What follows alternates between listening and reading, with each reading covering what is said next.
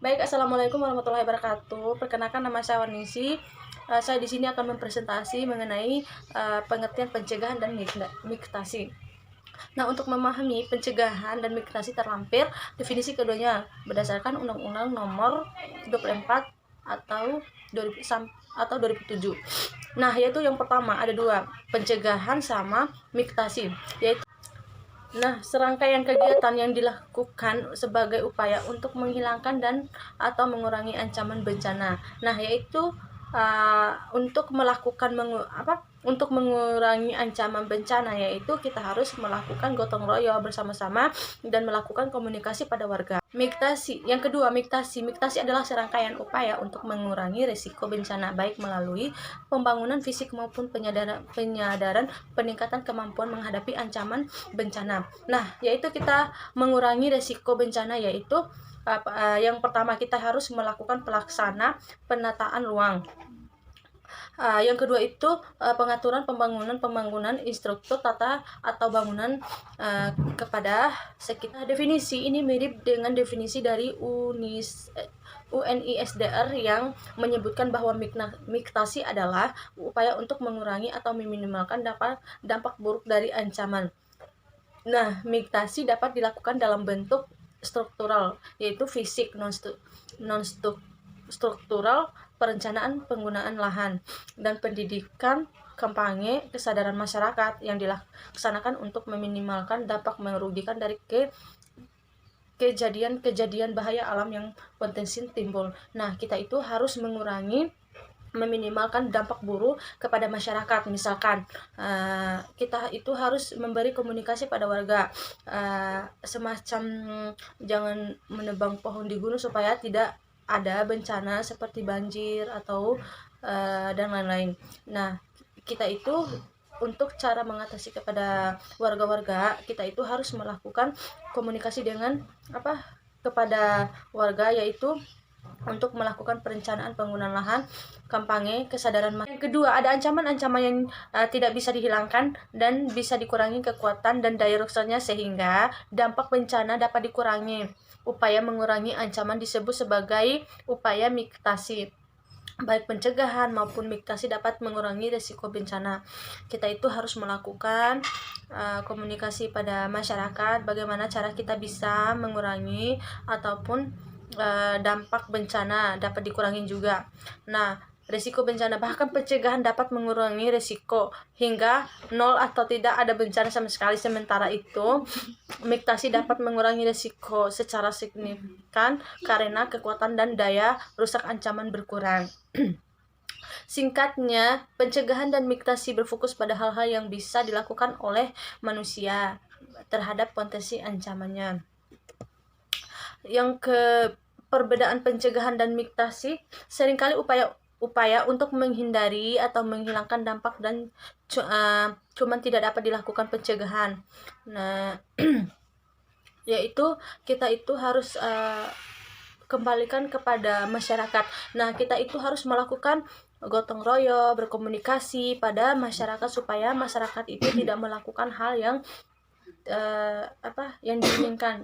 Namun demikian perlu dicatat bahwa tidak semua ancaman dapat dicegah. Terdapat karakteristik ancaman tertentu yang hanya bisa dimitigasi, namun tidak dapat dicegah, misalnya ancaman gempa bumi. Namun tidak dapat dicegah, misalnya ancaman gempa bumi. Gempa bumi tidak dapat diprediksi dan dapat terjadi kapan saja. Namun dengan mitigasi yang baik, dampak dari gempa bumi dapat diminimalisir.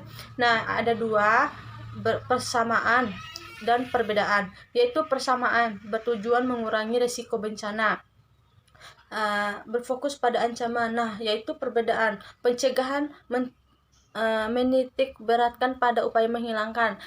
Yang kedua itu mitigasi lebih berfokus pada pengurangan skala dan besaran intensitas sebuah ancaman. Selanjutnya, pencegahan dan mitigasi manfaat dan nilai strategisnya. Sebagai sebuah kegiatan yang integral dengan semua kegiatan pembangunan, maka upaya-upaya pencegahan dan mitigasi memiliki beberapa nilai strategis seperti, yaitu yang pertama, mencegah atau mengurangi hilangnya nyawa, harta benda, dan kerusakan hasilnya pembangunan. Yang kedua, mengurangi pengeluaran untuk tanggap darurat dan pemulihan. Yang ketiga, melanggengkan pembangunan secara berkelanjutan. Yang keempat, mengurangi stres dan beban psikologi kegiatan tanggapan darurat dan pemulihan. Pencegahan dan mitigasi ini dapat mendatangkan manfaat yang besar dalam konteks mengurangi risiko bencana. Pencegahan dan mitigasi dalam pengurangan risiko bencana yaitu dalam konteks pengurangan risiko bencana, pencegahan dan mitigasi memegang peranan yang penting.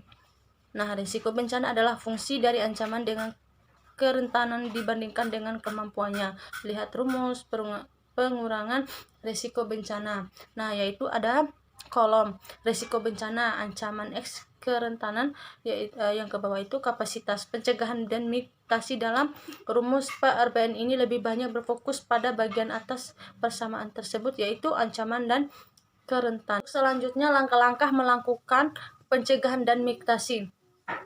Langkah-langkah untuk melakukan pencegahan dan mitigasi yaitu hilangnya H itu semua upaya H2M yang merupakan singkatan dari langkah-langkah. Nah, yang pertama itu hilangkan H, semua upaya yang mungkin untuk menghilangkan ancaman. Nah, yang kedua itu hindari H, semua upaya yang menghindarkan masyarakat dari ancaman dengan cara menghilangkan kerentanan yang diakibatkan oleh adanya ancaman tersebut. Nah, yang ketiga, mitigasi M, semua upaya untuk mengurangi dampak yang buruk dan merugikan dari sebuah ancaman dilakukan dengan mengurangi kekuatan daya rusak ancaman.